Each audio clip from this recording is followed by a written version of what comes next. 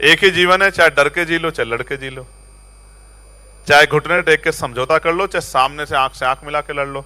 और मेरा नाम चंद्रशेखर है। इतिहास भारत का कहता है कि चंद्रशेखर आजाद ने कभी घुटने नहीं टेके।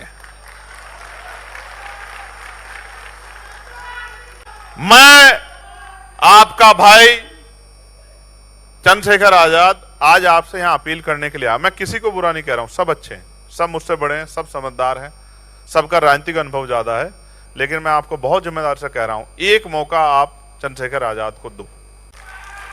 अगर एक मौका आपने चंद्रशेखर आजाद को दिया तो मैं आपको लिख के देता हूं कि वो एक एक आदमी, एक एक चंद्रशेखर आजाद हर गांव तक हम लोग तैयार करने का काम करेंगे, जिसके लिए महापुरुषों का आंदोलन पहले होगा और अपना निजी जीवन बाद में होगा। वो अपने महापुरुषों के आंदोलन के लिए अपने खून का कतरा कतरा कुर्बान कर देगा, लेकिन आपसे धोखा नहीं करेगा। मैं आपको इस बात का विश्वास दिलाता हूं।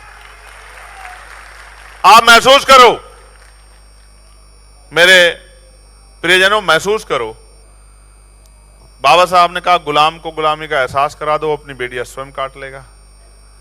गुलाम सब कुछ अपनी आंखों के सामने देख रहा है, किस तरह सरकारी नौकरी जा रही है, किस तरह महंगाई बढ़ रही है, किस तरह निजीकरण हो रहा है, किस तरह जो है संविधान में प्रदत्त अधिकारों को, धार्मिक आस्था के अधिकारों को कुचला जा रहा है।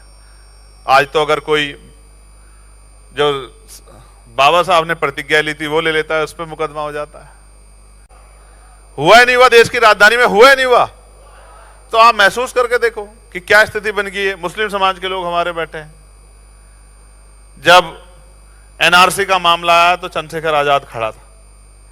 सब नेता जिनको आपने वोट देके, जिनको जो खुद को सेकुलर कहते हैं, वो सब घर में सर्दी का समय था, पढ़ के सो रहे थे, और वहां जमा मस्जिद की सीढ़ियों पे खड़े होकर चंद्रशेखर आजाद लड़ रहा था, जेल काट रहा था चंद्रशेखर आजाद। जब एनआरसी का मामला हुआ, जब यहां कोल्हापुर में मस्जिद तोड़ी गई,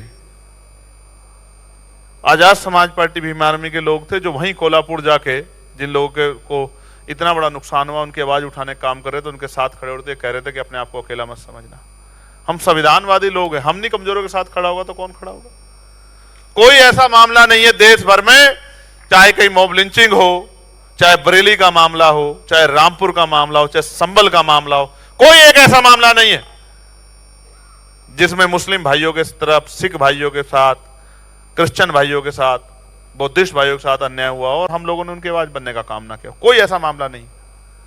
सब लोगों की आवाज, किसान भाइयों की आवाज, कर्मचारियों की आवाज, हर मामले में हम लोग खड़े हो गए। आपके यहाँ कितने कर्मचारी होंगे बहुत सारे बैंकों से जुड़े हुए, मैं आपको चैलेंज करके कह रहा हूं, एक बार उनसे पूछ के देखना, जो लोग विभिन्न एसोसिएशन में जुड़े हुए हैं, बहुत सारे बैंकों में जुड़े हैं, हम पार्लियामेंट्री कमेटी में, वेलफेयर में हम जाते हैं मीटिंग में, आप उन कर्मचारियों से पूछ के देखना कि जब चंद्रशेखर आके अपनी बात रखता है तो उनके सीने चौड़े होते नहीं होते, आप पूछ के देखना, वो आपको बताएंगे। ना बताए तो जो आप कहोगे वो सजा हम लोग को कबूल कर लेंगे।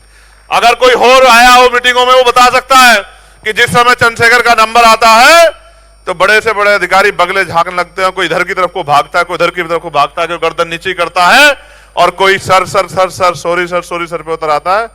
क्योंकि पढ़ा लिखा व्यक्ति जब सवाल पूछता है तो फिर सवाल का जवाब देना आसान नहीं होता, फिर आप गुमराह नहीं कर सकते।